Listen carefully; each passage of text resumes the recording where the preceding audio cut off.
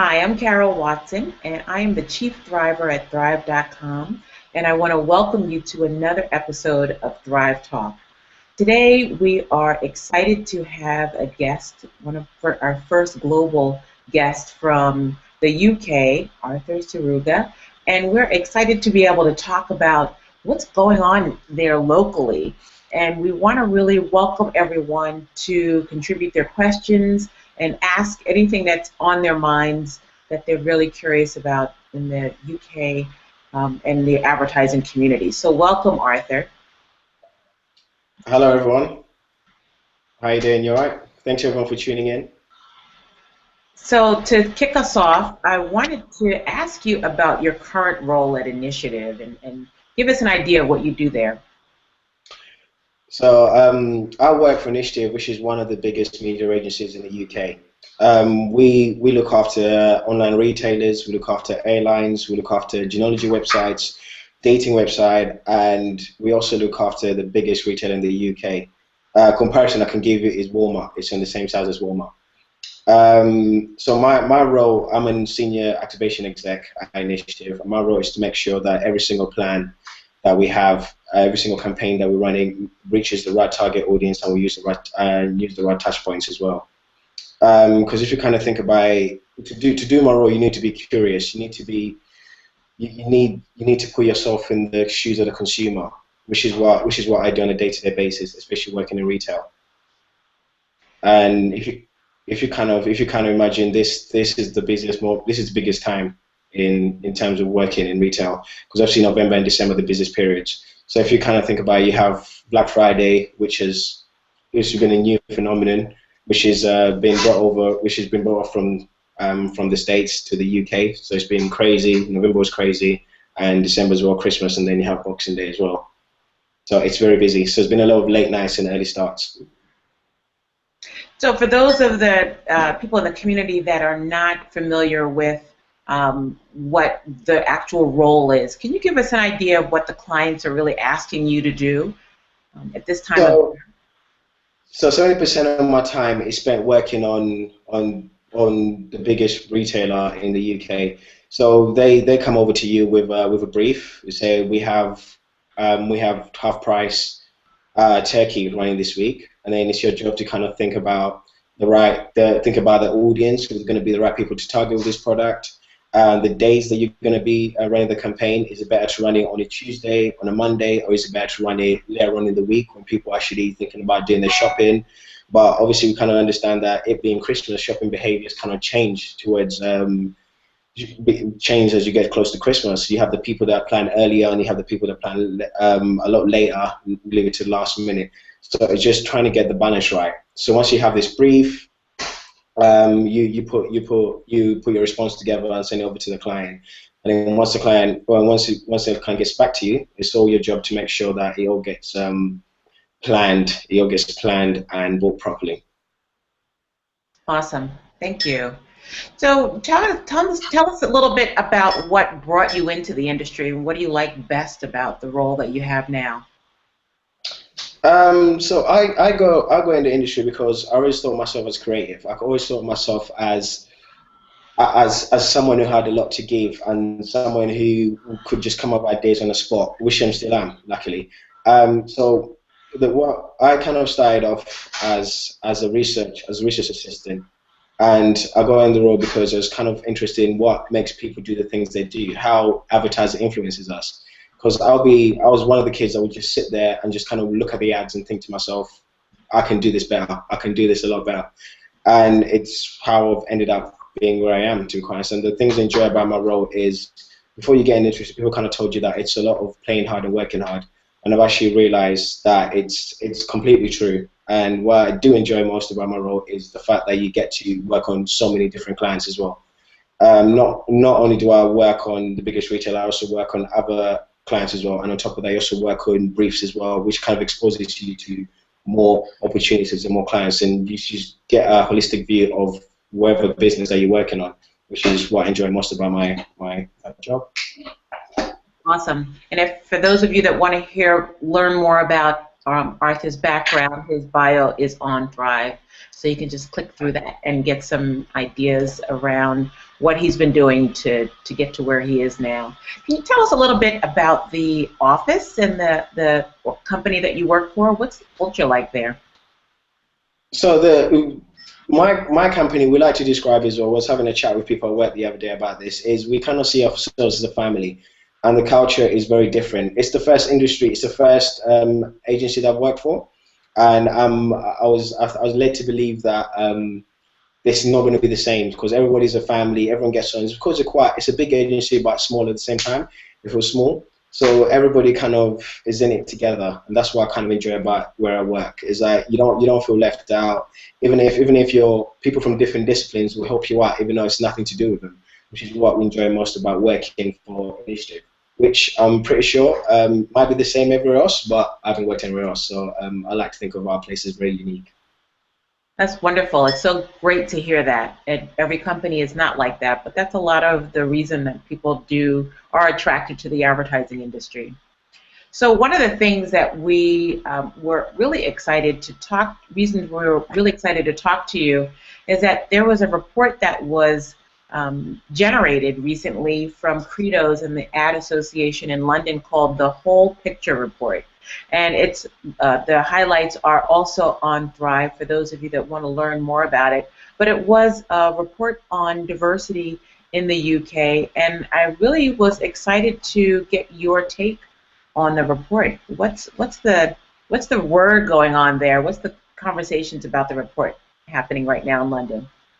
Well, the report has been well received, and on its launch, it had all the big weights in advertising. So there was Karen Blackett. She's the head of MediaCom, which is the biggest media agency in the UK. And reading the report, a lot of people in the industry have agreed with most of the findings of the report. And the findings are we're making progress, but not enough. We're moving in the right direction, but we could move there. We could get there a lot quicker than we are now.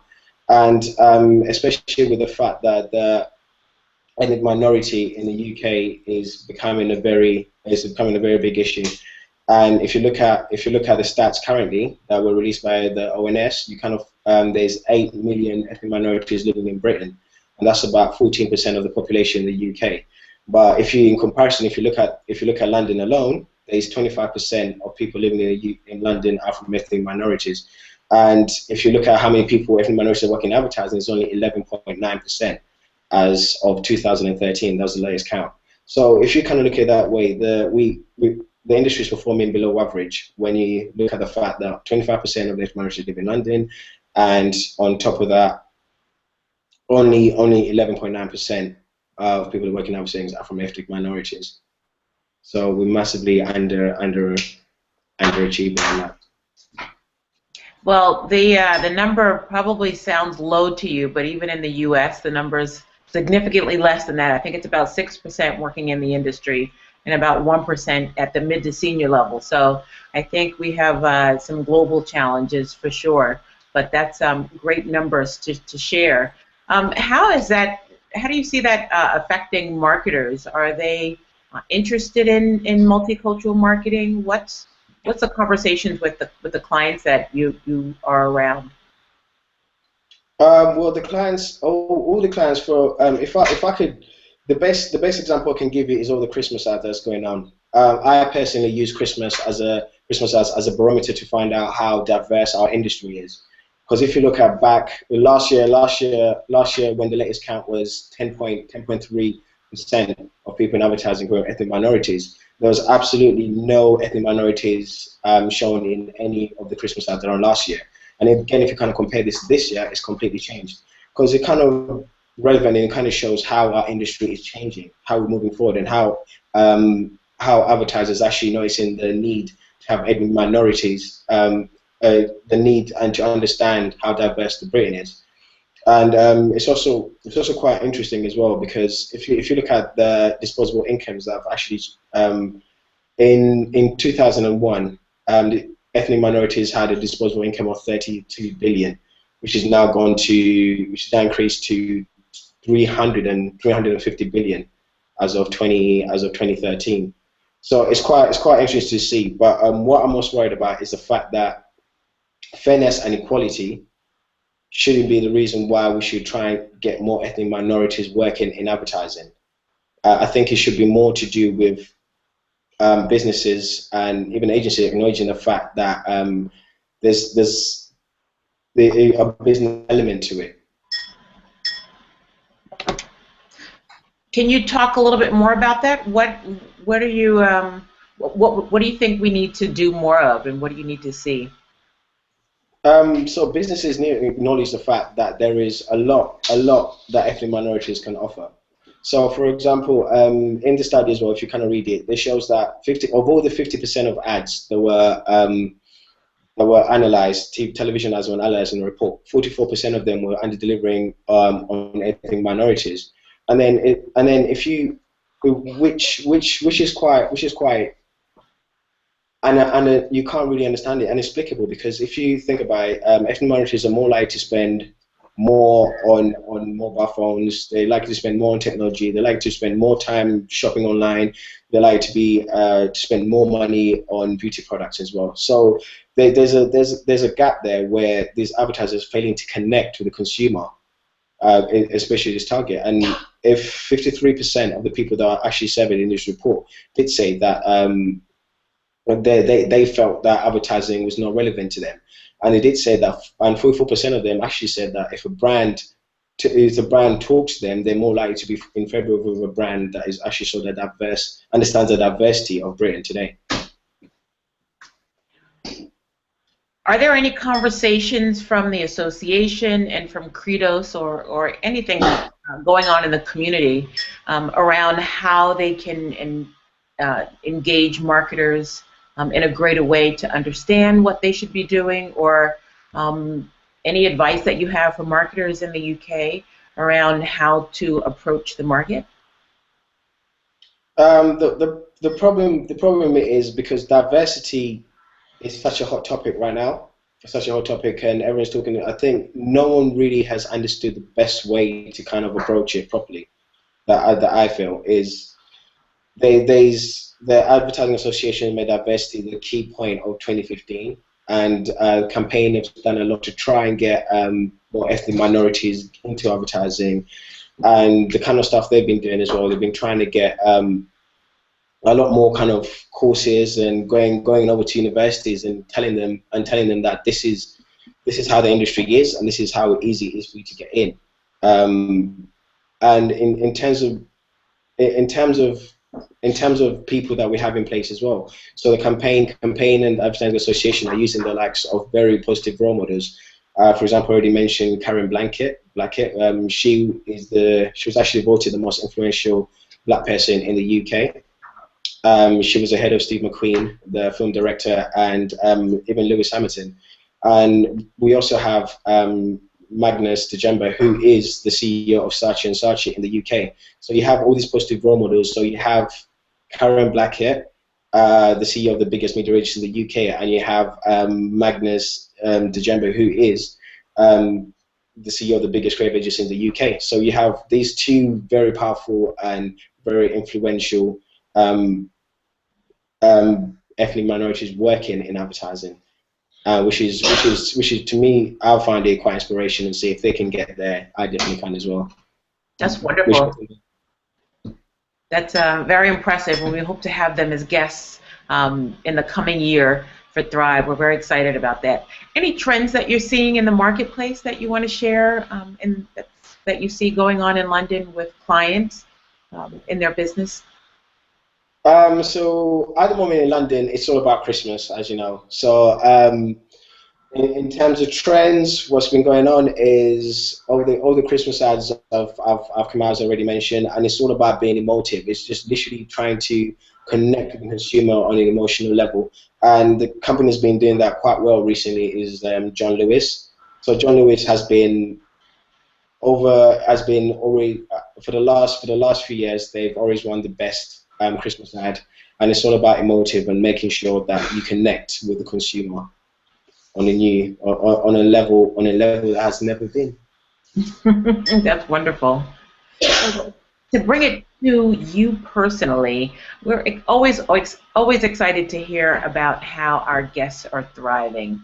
Can you tell us about what you're doing to thrive now and in your world, in your role? So what I do to thrive is when I'm away from the office, I try. I'm very involved in the Ugandan community. I'm from Uganda, and I make sure I put on events. Like the last event I put on was the Ugandan Independence, which is the 9th of October. Just organizing and make sure you get people together to celebrate independence. And there's a massive disconnect because when people are here and you don't really kind of, because when you're in Uganda, when it's Independence Day, everyone takes the day off, and obviously you enjoy the time with your family and friends. But when you're in the UK, it's quite different because 9th of October doesn't mean a lot to a lot of people. So it's just literally making sure that it means a lot and making sure that you're celebrating that freedom, which is important in this modern day, to be quite honest. And other stuff I do is I like to kind of keep fit, so I'm part of a local football team, as you guys would call it, soccer. So I like to think of myself as quite good, and it's quite important to always kind of look at other opportunities as well. So I have an online business. I have an online business as well, which I'm working on, and that's keeping me entertained and keeping me busy. Very fabulous. Thank you so much for joining us. So I know that we've talked about what you're hearing about what's happening on the political realm here with the news.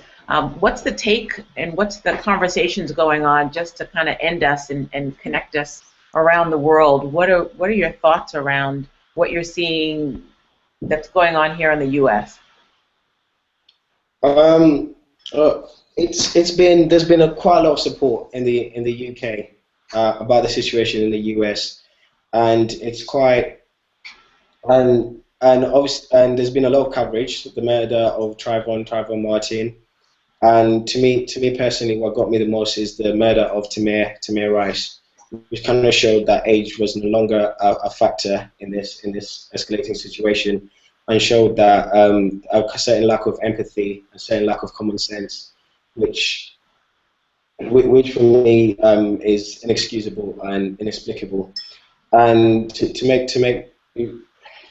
bring it more to the core, the worst of it was the Eric Garner case, which showed that there was a lot of injustice in the US. I was thinking to myself, if I was before this whole situation, I kind of thought about it as it being more of a case issue. But the more that we learn about the case and the more evidence that comes out, the more you realize there's more than just it being a class issue and more about race. Um, for example, if you watch the Darren Wilson interview that he gave, and you also have a look at all the alleged tampering of evidence, where the prosecutor actually gave him the wrong law to look at, and then a 1987 law was given to them to look at, but then afterwards it was actually it was deemed unconstitutional back in 1985 by the fact they actually had to look at it, and they weren't really kind of told that this is against this was unlawful. It was quite interesting. So in terms of there was actual protest in the UK. There was an actual protest in the UK last week, which was in Westfield, which is the biggest shopping centre. It was a die-in protest, and it was in support of Eric Garner. So there has been a lot of support, and obviously it kind of relates to us a lot. But the only for me, from the best person, I had a conversation about this with my mum. And my mum actually sat there, and she couldn't get herself to think how she would tell her son living in America what the future is and how to interact with police, which is quite worrying and a sad fact. Yeah, so it's interesting how we can't separate the things that are going on politically, the things that are going on with people of color outside of the office from what we're doing inside of the office and in our role. But you represent a very important and the next generation of talent, and we're very excited to be connected to you and to welcome you into the Thrive community. We hope that you will share what you're doing and continue to communicate with us and let us know what's happening there. And we're excited to hear about the latest report and how things are changing. Please please do keep us up with what you're doing and enjoy Thrive and share. Let us know what we should be aware of in London coming up. Thank you again for joining us. Next up will be our first college to career transition session coming up on the 19th. So we hope everyone can join us. Thank you, Arthur, for joining us at Thrive. Any last parting words? Thank you very much for giving the opportunity to express my views, and I'm looking forward to sharing more and thriving. Thank you all. Take care. Bye-bye.